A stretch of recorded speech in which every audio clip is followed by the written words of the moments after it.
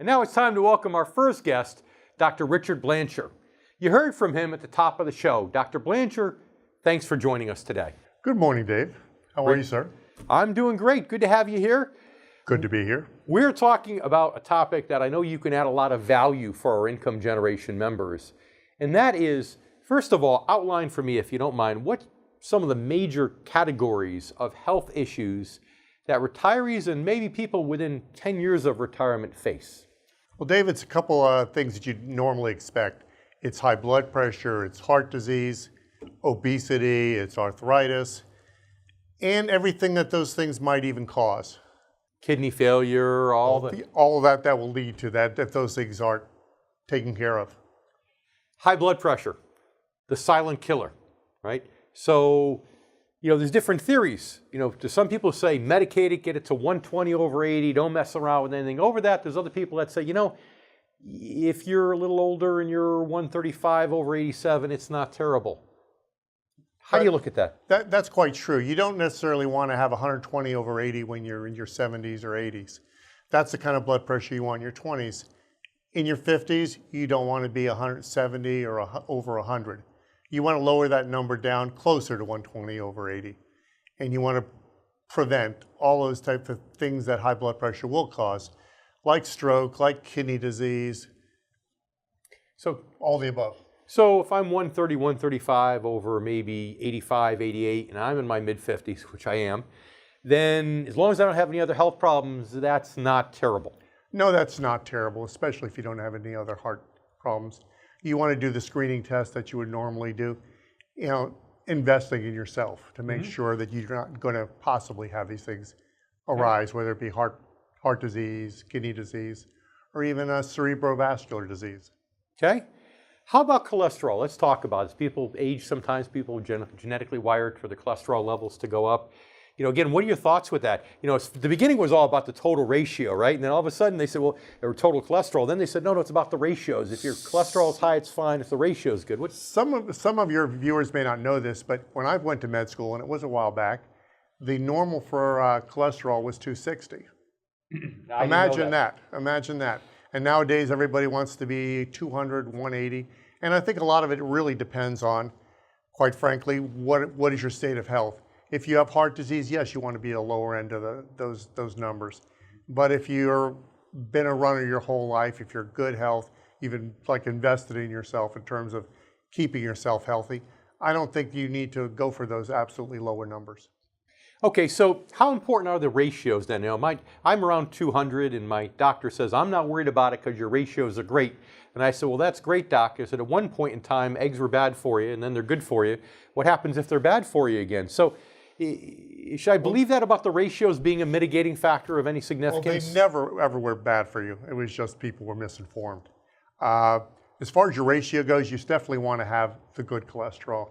In fact, if you're good cholesterol, that's HDL, aka healthy or high density lipoprotein. If that number is good, you almost could forget about every other number. Okay.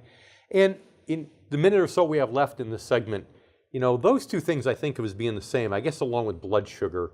But talk to our viewers in the last minute or so we have as to how important diet and exercise are and why with those three things. Well, if you understand that exercise and diet, all of this is interrelated. You can exercise away a lot of your what you eat. You can't make it all go away. You can definitely overeat. But when you're young, you could eat almost with impunity. When you get to our age, you have to cut back, and if you've done a good job of that, that'll tell around your waistline. And if you haven't, that'll also tell around your waistline. And isn't it, and you don't have to lose 50 pounds. I mean, every 10, 15 pounds that somebody loses makes a big difference in blood pressure, cholesterol, blood sugar, does it not? Being too big messes with your blood pressure, messes with your sugar, messes with your health. It's just that simple. You can make it complicated, or you can just be, like I said, invest your time in keeping yourself healthy and well fed. I love it. The first time I've been as an ex-bodybuilder, it's the first time I've been under 200 pounds since my freshman year in high school. So I'm taking your advice even before I met you. Stay with us. We'll be right back with more here on The Income Generation. You're watching David Scranton and our guest, Dr. Blanchar. We'll be right back.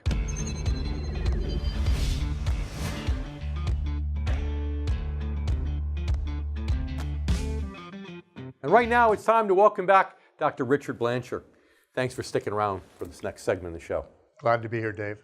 So we talked about a few pounds making a difference. We talked about the importance of exercise. You heard us do some things before talking about how to phase into exercise if you're not used to it. But how about just good old healthy eating habits? Some of us know how to do that, and some of us just don't really know. What do you suggest? Well, you get right down to weight. It's like I tell people to remember that one time that they took a lot of long trip and they went from airport to airport carrying bag after bag, and then they don't know why, but at the end of the day they're exhausted. And it's like, well, you're kind of doing that with your body when you carry up too much weight. So there's a lot of ways to skin a rat. I mean, there are people who want to join up various weight loss entities. There are people who want their food prepared for them. There are people who would want to just fast or modified fast or eat only certain things where they eat only meat or no carbs. There's, like I said, there are a lot of ways to skin a cat. How about the whole thing about sugar? Removing sugar from the diet. Some people say if you just stay away from breads and you stay away from desserts and pastries and maybe get your carbohydrates through fruits and vegetables, you're better off. Potatoes. Your thoughts? Well, there's no doubt that we've switched away from cane sugar to a lot of processed things, and the more processed, I think, essentially the worst. The fructose, corn sugar, I don't like any of those. And I think I tell people take an experiment, find a soda made with cane sugar and find another one made with corn fructose. It's the exact same Coke. See which one makes you feel worse. Go back to basics. Always good advice and balance. How about gluten? I've dabbled in the non-gluten these days, and that's a big deal. Is that as big of a deal, or is it only really a big deal for those people who have sensitivities to it? I think some people it's a terrible problem. You have to understand they've altered the wheat and the gluten content. I remember eating gluten rolls as a kid and eat a bag of them, and it would never be an issue. My sister suffers terribly from gluten sensitivity and does well now that she doesn't consume any gluten. Me, I test where I don't have any sensitivity.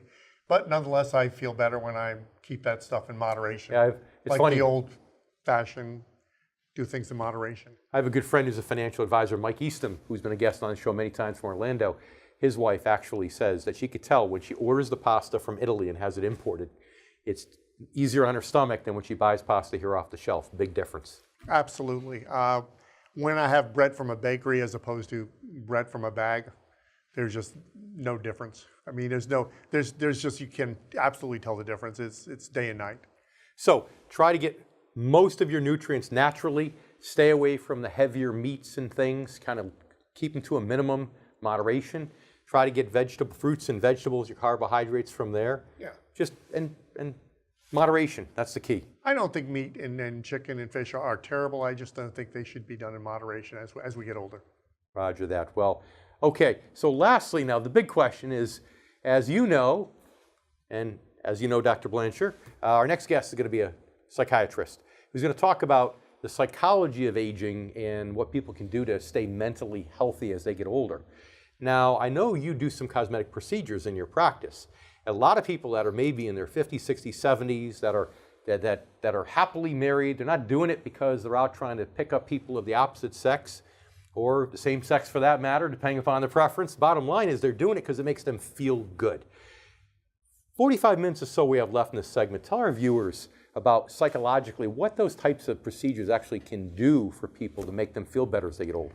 You know, the one thing when you get older that's just so terrible, you get reminded every time you look in the mirror when you shave or you put your makeup on that, yeah, you're a little older. You got beautiful tight skin, perfectly curved face, no skin on your highlights. All that stuff is not quite the way it used to be. In some cases, it's terrible. Brown spots, where do these come from? Red blood vessel, big pores.